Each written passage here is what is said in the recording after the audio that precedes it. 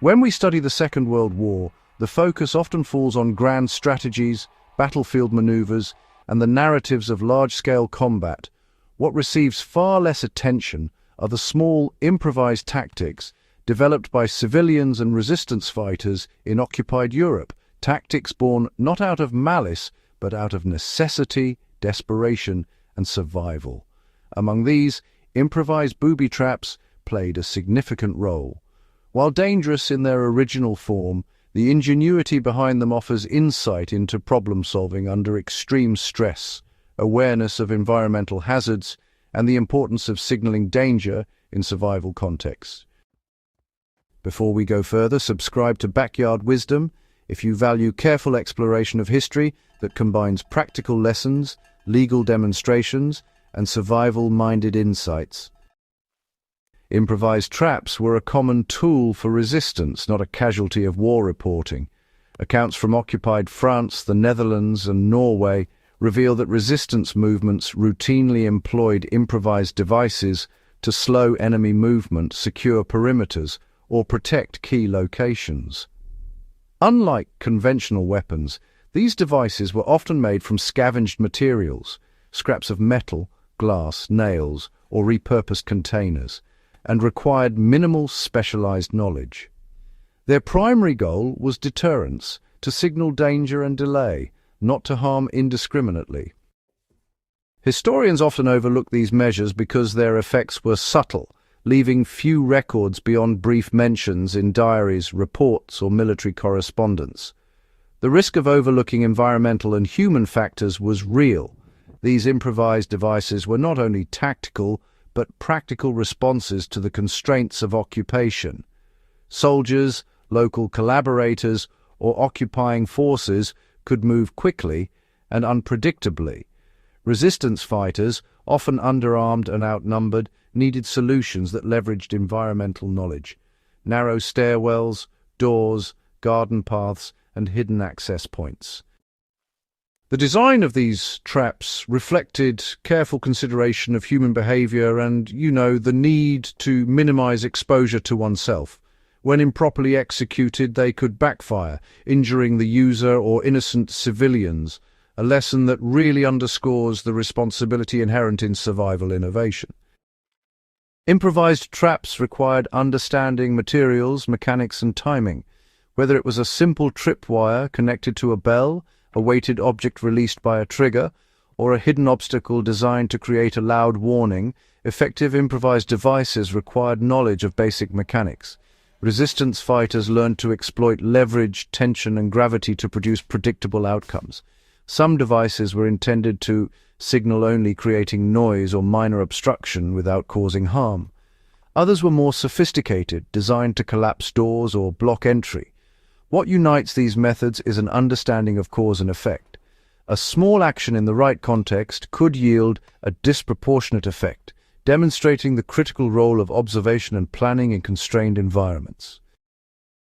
Legal demonstrations allow us to study these innovations safely today. For modern audiences interested in historical survival lessons, it is possible to explore the principles behind these devices without using dangerous materials. Legal, safe demonstrations, using simple springs, weighted objects, or flags, allow us to understand tension, trigger mechanisms, and signaling. By stripping away explosives or sharp implements, observers can, really appreciate the logic, creativity, and adaptability involved, and draw lessons that are actually applicable to emergency preparedness, personal safety, or problem-solving in, constrained environments. This approach preserves the educational value while respecting safety and legal standards. Failures in trap design taught key lessons about anticipating human behavior. Historical reports make clear that not all improvised devices were successful. Some failed because resistance fighters misjudged the path of soldiers, the timing of triggers, or environmental conditions such as wind or uneven surfaces. Others caused unintended consequences, such as alerting occupying forces too early or injuring civilians, which forced a reassessment of design, placement, and signaling. These failures highlight a fundamental principle of survival and engineering. Effectiveness requires careful observation, anticipation of variables, and testing within the limits of safety and ethics. Improvised devices were often more about psychological impact than physical harm.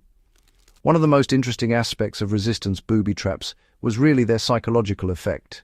The mere presence of a tripwire, a hidden noisemaker, or a modified door could slow enemy troops, increase caution, and, well, create uncertainty. This allowed resistance groups to buy time, coordinate escapes, or signal to allies without direct engagement. In many ways, the ingenuity lay in the ability to manipulate perception, demonstrating that survival and operational effectiveness depend as much on understanding human psychology as on physical materials or tools. The principles behind improvised devices influence modern survival thinking. The lessons of these improvised traps extend beyond wartime occupation. Today, survivalists, emergency planners, and preparedness enthusiasts study similar principles: how to signal danger, alert others, or create obstacles in a controlled, legal manner. The key elements, awareness of environment, predictable mechanical responses, and attention to human behavior, remain highly relevant. By examining historical examples, we gain insight into how simple tools and ingenuity can enhance safety, awareness, and preparedness under constrained conditions. Everyday ingenuity reveals the human dimension of survival in war. What makes these improvised booby traps compelling is not the devices themselves, but the context in which they emerged. They illustrate how ordinary people, civilians, partisans, and resistance fighters, leveraged knowledge, observation, and creativity to survive and protect their communities. These innovations remind us that warfare is shaped not only by generals and armies, but by the decisions, improvisations, and courage of individuals navigating highly constrained environments. Studying these techniques deepens our appreciation for human resourcefulness under pressure. Lessons from occupied Europe, remain valuable for us today. Modern safety and survival training can actually draw some important lessons from these historical devices. Controlled demonstrations, for instance, teach mechanical reasoning, cause and effect thinking, and, environmental awareness. They really highlight the importance of anticipating human behavior, understanding terrain, and designing solutions that are both effective and ethically responsible.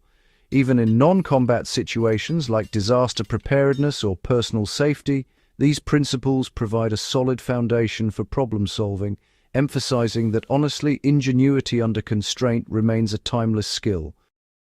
Understanding these historical devices, I think, enriches our appreciation of resistance movements. Improvised devices also offer insight into the broader social and political context of occupied Europe.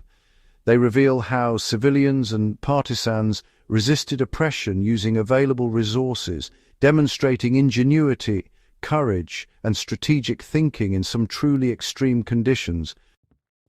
By studying these devices, we gain a nuanced understanding of survival, adaptation, and resistance that goes beyond conventional military history. This perspective, really illuminates the human dimension of conflict and emphasizes the importance of small-scale ingenuity in shaping historical outcomes. Closing thoughts on why these stories matter. History is enriched when we examine the overlooked practical solutions that allowed people to endure extreme conditions. Improvised booby traps from occupied Europe provide a window into the daily challenges of survival, the use of ingenuity under pressure, and, the ethical responsibility inherent in improvisation. Understanding these stories allows us to appreciate not just the grand strategies of war, but the ingenuity, observation, and resourcefulness that shape the lived experience of individuals. If you value careful, thoughtful historical analysis and want to explore practical lessons drawn from wartime survival, subscribe to Backyard Wisdom. Share this video with anyone interested in learning how ingenuity, ethics, and resourcefulness intersected in occupied Europe. By preserving these stories, We honor both the creativity and the responsibility of those who lived and survived under extraordinary conditions.